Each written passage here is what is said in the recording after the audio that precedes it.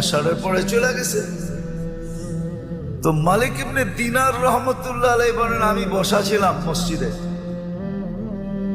তো দেখলাম এক জীর্ণ শীর্ণ গোলাম, জীর্ণ শীর্ণ গোলাম, কৃতদাস ঢুকলো। কেননা কৃতদাস দেখলে বোঝা যায়, আপনারা দেখেন তো না, এই জন্য বুঝবেন না। আফ্রিকায় আছে এখনো, নাইজেরিয়ায়, ওদের পোশাকই ভিন্ন, ওদেরকে দেখলেই চেনা যায় যারা কৃতদাস। আমিও চিনতাম না, প্রথমবার যখন গেছি তো জিজ্ঞেস করছি এদের পোশাক এরকম কেন, তো বলছে এরা অমুকের কৃতদাস। সবার আবার ভিন্ন ভিন্ন আছে।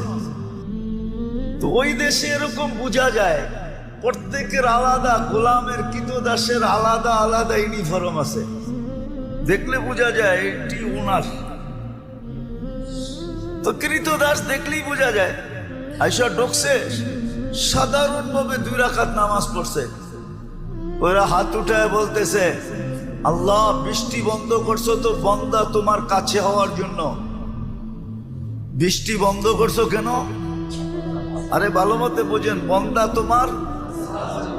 ফজরের পরের থেকে তো এশা পর্যন্ত সব মসজিদে বসা ছিল, এখনো তো বৃষ্টি দিলেন না, এক্ষণ দিবেন, এক্ষণ।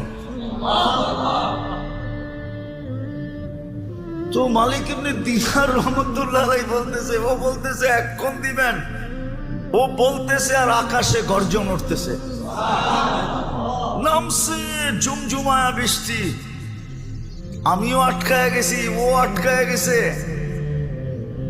বৃষ্টি যতক্ষণ বর্ষণ হওয়ার প্রয়োজন ছিল বর্ষণ হয়েছে। ও মসজিদ থেকে বাহির হয়ে চলে গেছে। আমি দূরত্ব নিয়ে একটু পিছে গেছি, যায় কোথায়, যা দেখলাম এক বাড়িতে ঢুকছে। আর ওই বাড়ি ছিল, মালিক ছিল, উনি কৃতদাসের ব্যবসা করতেন, কিনা আনতেন আর বেশি দামে বিক্রি করতেন, ব্যবসা ছিল এক জমানায় এটা। তো যা ঢুকার পরে দেখলাম এক কোনায় জীর্ণ শীর্ণ বসা আছে। তো মালিককে ডাকলাম যে এই গোলাম বেচবা? এটা তো কোনো কামেরই না, এটা নিয়ে কি করবা? গোলাম তো মানুষ কিনে কাজের জন্য, সহযোগিতার জন্য, সাহায্যের জন্য, এটা তো কোনো কাজের না। এটা তো কিনা আমি টাকা লস করছি, এটাকে তো শুধু খাওয়াইতেই হয়।